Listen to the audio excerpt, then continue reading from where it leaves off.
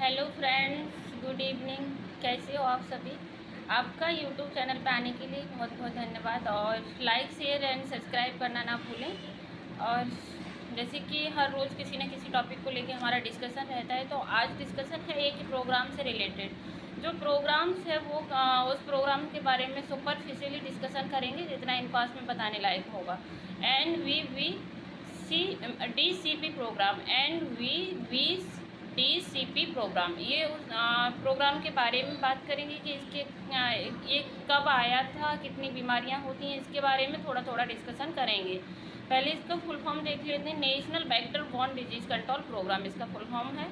Next अगर बात करें तो NVVDCP प्रोग्राम से is an umbrella programmes for prevention and controls of 6 vector borne diseases namely. जो NVVDCP प्रोग्राम्स है उसके अंदर 6 टाइप की डिजीजेज होती हैं, जिनको एक एक करके हम डिस्कशन करते हैं। First one malaria, filaria, dengue, जापानी इंसेफेलाइटिस एंड काला अजार एंड चिकनगुनिया। इतने 6 टाइप की ये बीमारियां देखने को मिलती हैं। अगर इन बीमारियों की बात करें तो इन बीमारियों पे कैसे कैसे वर्क करना है, क्या क्या करना है कम्युनिटी क्षेत्र में, वो सब कुछ हम डिस्कशन करेंगे। अगर बीमारियां का बोला जाए तो नेक्स्ट क्लास में हम एक एक बीमारियां भी डिस्कशन कर सकते हैं, लेकिन यहाँ पे हम सुपरफिशियली देखना है। इंट्रोडक्शन देख लेते हैं। National vector borne disease control programmes launch in 2003-2004। 2003-4 में ये लॉन्च हुआ था। और किसके अंतर्गत हुआ था, वो किसने किया था? Ministry of health family welfare के अंतर्गत ये लॉन्च हुआ था। It is an integrated components of NHM। जो इंटीग्रेटेड का मतलब है कि जो एकत्रित किया गया था, जो जितनी भी ये 6 टाइप की जो बीमारी हैं उनको जो एकत्रित करने का वर्क किया था, वो किसने किया था? वो NHM ने किया था। ठीक है, NHM के द्वारा किया गया था इसको। ठीक है, under the overall umbrella of NHM। ज़्यादातर देखी जाए तो इसमें NHM का रोल रहा था। अब इस प्रोग्राम की कुछ स्ट्रेटजीज होती हैं कि स्ट्रेटजी क्या क्या स्ट्रेटजी लेके चल रहे हैं प्रोग्राम के, कैसे प्रिवेंशन करना है या ट्रीटमेंट करना है, मैनेजमेंट करना है, या फिर क्या हेल्थ एजुकेशन प्रोवाइड कराना है। इन सब पे एक एक करके डिस्कशन करते हैं। तो फर्स्ट वन अगर प्रोग्राम का देखा जाए, 3 prolonged strategy for prevention and control of vector borne disease. ये 3 टाइप की स्ट्रेटजी इस प्रोग्राम के लिए लाई गई थी। तो फर्स्ट स्ट्रेटजी जो रहती है वो रहती है डिजीज़ मैनेजमेंट। नेक्स्ट बात करें तो इंटीग्रेटेड वेक्टर्स मैनेजमेंट। नेक्स्ट अगर बात करें तो सपोर्टिव इंटरवेंशन या मतलब जो भी कम्युनिटी प्लेस है उस पर क्या क्या सपोर्ट हम प्रोवाइड करा सकते हैं, उन सब के बारे में बताया गया था। तो फर्स्ट स्ट्रेटजी है इसकी डिजीज़ मैनेजमेंट। डिजीज़ का मैनेजमेंट कैसे करना है, अगर किसी भी कम्युनिटी प्लेस में अगर किसी को अगर कोई बीमारी हुई है तो उसका मैनेजमेंट किस तरह से किया जा सकता है। फर्स्ट में early cases detection and complete treatment. अगर हो सकता है जितना जल्दी से जल्दी अगर किसी केसेस को डिटेक्ट कर लिया जाए उतना ही जल्दी उसका ट्रीटमेंट हो जाएगा। तो सबसे पहले डिटेक्ट करना है, मरीज को पहचानना है कि कम्युनिटी क्षेत्र में अगर कोई ये 6 बीमारियों को कोई पेशेंट तो नहीं है। अगर किसी बीमारी का पेशेंट है तो उसका तुरंत मतलब उसका ट्रीटमेंट करना है, कंप्लीट ट्रीटमेंट करना है। ठीक है, next strengthening of referral services. जो रेफरल सर्विसेज है उसको मजबूती देनी है, स्ट्रेंथनिंग देनी है, मजबूती देनी रेफरल सर्विसेज को, कि घर घर तक एम्बुलेंस की आजकल सुविधा है। अगर किसी का ट्रीटमेंट घर पर नहीं किया जा सकता है तो घर से ले जाके उसे हॉस्पिटल तक पहुंचाया जा सकता है।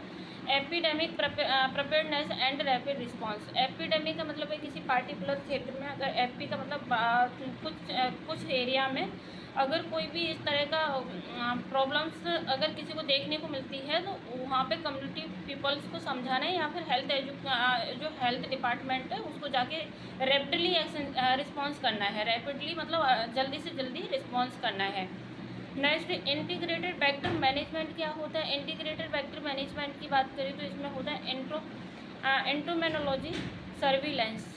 ये इंटरमोलॉजिकल सर्विलेंस का मतलब है कि अगर इसका जो भी इंटरमोलॉजिकल सर्विलेंस का मतलब है कि जो इन्फेक्शियस का विज्ञान या साइंस होता है, जो इन्फेक्शियस विज्ञान साइंस होता है उसके थ्रू उसका सर्विलेंस बीच बीच में कराते रहना है। सर्विलेंस करता रहना है मतलब मेडिकल डिपार्टमेंट को सर्विलेंस करना है कि कहीं कोई बीमारी तो नहीं बढ़ रही है, या फिर कहीं कोई पानी वगैरह तो नहीं भरा हुआ पाया जा रहा है। एंटी लार्वल्स मेजरमेंट, जो एंटी लार्वल का मतलब है जितने भी कीटनाशक अगर कोई मच्छर वगैरह पनप रहे हैं तो उनका मीजरेज करना है, मतलब मीजर्स करना है और उसको नष्ट करवाना है। एंटी अडल्ट मीजरेज सारे कम्युनिटी पीपल्स को चेक करना है। Next supportive intervention. Supportive intervention का मतलब है कि क्या क्या सपोर्ट प्रोवाइड करा सकते हैं, क्या क्या सपोर्ट मिल सकता है हमारे थ्रू।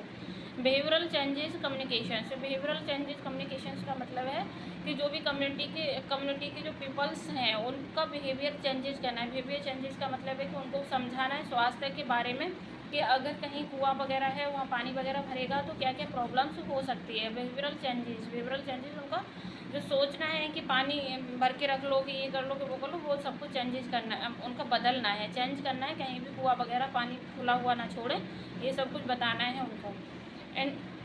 इंटरसेक्टरल कन्वर्जेंस। इंटरसेक्टरल कन्वर्जेंस का मतलब है सेक्टरल का है कि इंटरसेक्टरल का डीपली जाके, मतलब अंदर तक जाके उनके कम्युनिटी पीपल्स के घरों में जाकर चेक करना है।